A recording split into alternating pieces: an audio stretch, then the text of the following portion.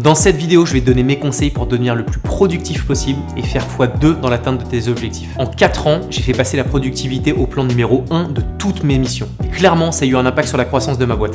Et mon objectif, c'est que dans cette vidéo, tu aies tous les bons conseils pour pouvoir exploser ta productivité. Je m'appelle Harold, j'ai 31 ans, je suis le CEO et fondateur de l'agence de communication Com, une agence que j'ai lancée avec Flo il y a 4 ans. On est passé de 0 à 4 millions d'euros de chiffre d'affaires, de 0 à 40 employés et le tout sans commercial. Et donc tous les contenus que je te partage, c'est dans le but de te donner un maximum de conseils et des tips activables pour faire exploser tes business. Et reste bien jusqu'à la fin de la vidéo parce que le dernier conseil devrait te plaire. Bon, je pense que ça va te parler, mais de se faire mal, c'est totalement contre-productif. C'est un truc qui est chimique et se faire mal, c'est quand on se cogne, mais c'est aussi de devoir potentiellement endosser des heures et des heures de travail. Et en fait, chimiquement, l'enjeu derrière la productivité, c'est de se dire qu'en 10 heures de travail, tu vas réussir à le condenser en 2 ou 3 heures, ou passer 2 ou 3 fois moins de temps. Déjà, de manière générale, essaye de garder en tête qu'il faut que tu arrives à chasser la progression et non pas la perfection. Quand tu es en quête de perfection, c'est le meilleur moyen de jamais y arriver. Parce qu'en fait, personne n'est parfait et la perfection, ça nécessite d'avoir des heures et des heures et des heures et des heures à investir avant d'être vraiment parfait. Alors que quand tu essayes de progresser, c'est-à-dire d'être un petit peu meilleur chaque jour, en fait, tu verras des résultats beaucoup plus rapidement et ton cerveau chimiquement va se mettre dans une attitude dans laquelle il y a du positif à mettre un petit peu d'effort parce qu'il se rend compte que petit à petit, il y a chaque fois un tout petit peu plus de progrès. Donc ça, c'est vraiment le meilleur moyen d'atteindre ses objectifs et ce, sur la durée. Il y a un schéma qui a bouleversé ma vie. C'est Tim Urban qui a fait en fait un petit schéma que je vous mets juste ici qui vous montre le nombre de mois qui vous reste à vivre. Et c'est horrible. Peut-être de se dire que ça tient juste sur ce tout petit schéma, ça montre qu'en fait, on a peu de temps. Et quoi de mieux que d'être le plus productif possible pour se dire qu'on va réussir à garder le plus de temps qualitatif pour faire les choses qu'on aime et réussir à être le plus efficace sur les tâches qu'on aime un petit peu moins. Et il y a un autre constat qui est assez fou, c'est qu'en fait, depuis des décennies, on se rend compte que le temps des ouvriers a vraiment réduit puisqu'il y a de plus en plus d'IA, d'outils, de technologies qui permettent de pouvoir être plus productifs. Mais en fait, tous les cas, tous les entrepreneurs passent de plus en plus de temps à travailler. Donc en fait, on a les ouvriers qui bossent de moins en moins et pour autant les cadres qui bossent de plus en plus. Et ça, c'est quelque chose qui est totalement contre-intuitif. Et le pire de tout ça, c'est pas qu'on travaille plus, c'est qu'on passe de plus en plus de temps au travail. Et ça, c'est une grosse différenciation, c'est qu'en fait, les journées sont à rallonge parce qu'on n'est pas productif. Ce qu'il faut de manière générale, c'est vraiment essayer d'investir du temps sur le court terme pour pouvoir vraiment avoir des gains sur le long terme. Le temps qu'on va investir sur le court terme, c'est toutes les techniques qui permettront de passer moins de temps dans la durée. Il y a une étude qui est assez folle qui montre que les personnes qui sont sur Chrome et non pas sur Safari qui est un navigateur par défaut, ont 25% d'efficacité supplémentaire dans la productivité de leur travail de manière générale. Parce qu'en fait, de subir un outil par défaut, c'est pas la même chose que d'avoir vraiment la volonté, le positionnement et l'attitude de chercher en fait un outil, un navigateur qui sera plus performant. Et ça positionne son cerveau dans une attitude de proactivité et de démarche de meilleure productivité. Un autre sujet, c'est le fameux syndrome de la passoire. Le syndrome de la passoire, c'est quand on investit énormément de temps sur un sujet, mais qu'en fait, on n'a pas réussi à boucher les trous, ce qui fait que peu importe l'effort qu'on y met, ça coule et en fait, l'intégralité de l'effort et de l'intensité qu'on y met est pas du tout optimale. L'enjeu, pour pallier à ça, c'est avant de continuer à essayer de remplir le vase, c'est de réussir à boucher les trous. Un très bon conseil qui va vous permettre d'être beaucoup plus productif demain, c'est de vous mettre en mode no man. À l'inverse, c'est d'être un yes man. Je pense que tu as déjà vu potentiellement le film de Jim Carrey qui s'appelle Yes Man, qui en fait retrace le parcours d'une personne qui a une vie un peu morose, un peu relou, et qui va être dans une attitude de dire oui à tout, parce qu'en disant oui à tout, il va se rendre compte qu'en fait, il va avoir des opportunités extraordinaires qui vont arriver. Et il y a une réalité derrière ça. Moi, pour le coup, j'ai été yes man pendant un moment et ça m'a permis de faire des rencontres extraordinaires. Il y a un moment dans ta vie où tu dois aussi savoir dire non, et dire non, c'est la chose la plus dure au monde. 95% d'entre eux disent non à n'importe quelle proposition. Parce qu'en fait, c'est facile de dire oui, mais c'est extrêmement compliqué de dire non.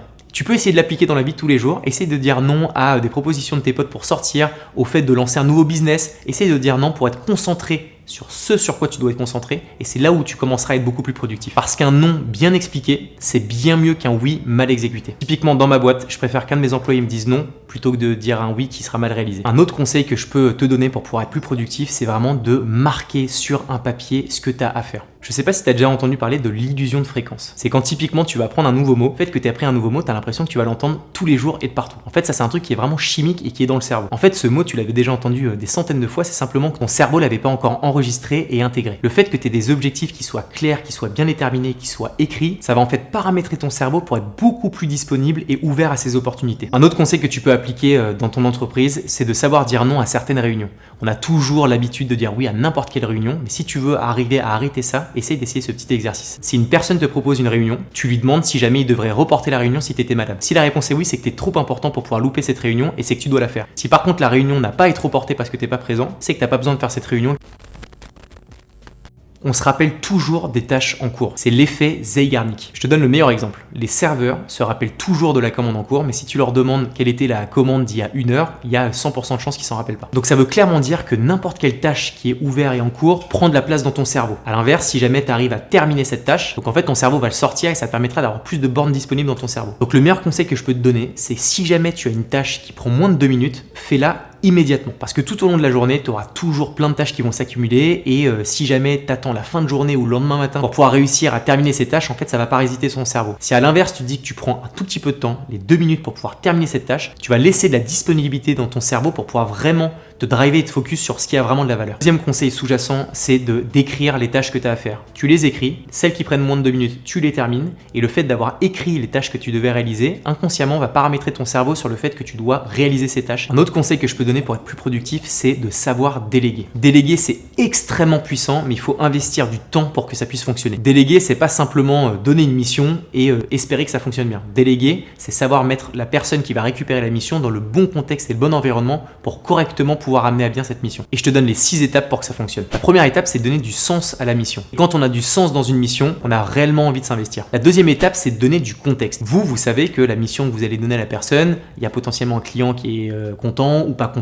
ou qui a des difficultés, ou que le projet prend du retard, mais la personne à qui vous allez déléguer ne le sait pas du tout. Donc c'est extrêmement important de donner un maximum de contexte pour que la personne puisse être la plus optimale possible dans la réalisation de cette mission. La troisième étape, c'est de donner une deadline. De la même manière que pour les 2 points précédents, la deadline, vous la connaissez vous, mais la personne qui récupère la mission ne la connaît pas. Donc donnez-lui la date butoir, les deadlines pour qu'elle puisse correctement réaliser cette mission. La quatrième étape, c'est de former. Si vous déléguez à une personne qui n'a pas forcément les mêmes compétences que vous devez investir un petit peu de temps pour donner les bonnes billes à cette personne. Donc ça veut dire la former pour qu'elle puisse avoir un bon niveau de compétence, que la personne soit certaine de pouvoir réussir cet objectif. La cinquième étape, c'est de remercier. Une personne à qui vous déléguez une mission va passer du temps forcément sur cette mission. Et donc du coup, le fait de remercier, ça vous permettra demain de pouvoir de nouveau déléguer parce que n'importe quelle personne qui investit du temps a envie d'avoir un petit remerciement et ça coûte rien. Et la sixième étape qui est la plus importante, c'est attendre un résultat mais pas la manière dont ça a été fait. Si tu veux atteindre ton objectif final, mets-toi des mini-tâches. Imagine que demain, tu vas courir dans la nuit et tu dois arriver à la fin de cette course. Si jamais tu n'as pas des petites balises de lumière qui te permettent de savoir où est la bonne direction, tu risques de te perdre. Si par contre tu as plein de petits luminaires qui te permettent d'atteindre ton objectif final, ce sera beaucoup plus facile parce que c'est une succession de petits efforts qui va te permettre d'atteindre ton arrivée finale. Un autre conseil que je peux te donner, c'est de commencer ta journée avec un zéro inbox et avoir un bureau qui soit totalement clean. De commencer une journée avec des mails qui sont pas encore ouverts, où tu sais que c'est des clients qui sont mécontents, ça va parasiter ton cerveau. Si à l'inverse, tu commences par ces tâches qui sont complexes, que tu sais que tu n'as plus aucun mail à traiter, que tu sais que ton bureau est organisé, ton cerveau va être paramétré à la productivité. C'est des tout petites tâches qui prennent peu de temps, mais qui ont un impact long terme assez puissant. Essaye de privilégier les contacts asynchrones. Les contacts asynchrones, c'est tout ce qui n'est pas lié à l'instantané, c'est-à-dire les mails, les SMS, à l'inverse des appels téléphoniques, à l'inverse d'une discussion en direct qui sont du synchrone. Parce que les contacts synchrones, c'est le meilleur moyen de court-circuiter ta productivité. Quand tu es en train de travailler sur une tâche et quelqu'un vient de parler en direct, ça tue tous tes moments d'attention et tu dois remettre ton cerveau dans un mode de productivité pour pouvoir de nouveau te remettre sur la tâche sur laquelle tu étais. À l'inverse, sur les contacts asynchrones, si tu reçois un mail, si tu reçois un SMS, c'est toi qui va déterminer à partir du moment où tu vas stopper ta tâche pour pouvoir lire ce mail, ouvrir ce texto, et donc tu vas pouvoir terminer ta tâche et être 100% optimal et productif sur la tâche que tu es en train de gérer pour qu'une fois que cette tâche soit terminée, tu puisses aller ouvrir ton mail ou ton SMS. Donc, privilégier les contacts asynchrones. Typiquement, moi quand je suis au bureau et que j'ai toutes les équipes, j'essaye de m'isoler et je préviens toutes mes équipes en disant je ne veux pas être dérangé pendant 1 heure, comme ça me permet d'être totalement focus sur les tâches que je suis en train de gérer. Le dernier petit conseil que je peux te donner, c'est de faire ton lit le matin. En fait, ça positionne ton cerveau dans la dynamique d'exécuter. Et quand tu commences par ton lit, ça paraît être rien, mais ensuite tu vas correctement manger, ensuite tu vas traiter tes mails et être en zéro inbox, ensuite tu vas ranger ton bureau, ensuite tu vas traiter tes mails, traiter tes clients, tu vas avancer petite tâche par petite tâche, ce qui fait que de manière isolée, ça reste une petite tâche, mais quand tu le compiles tout au long d'une semaine, tout au long d'une année, en fait tout ça c'est énorme. Donc faire ton lit, c'est la première étape pour une journée productive. Il y a pas mal de choses que j'ai pu te partager au long de cet épisode, mais si je devais conclure en 3 points, priorise ton taf, n'accepte pas tout et focus-toi sur la productivité et non pas sur la quantité.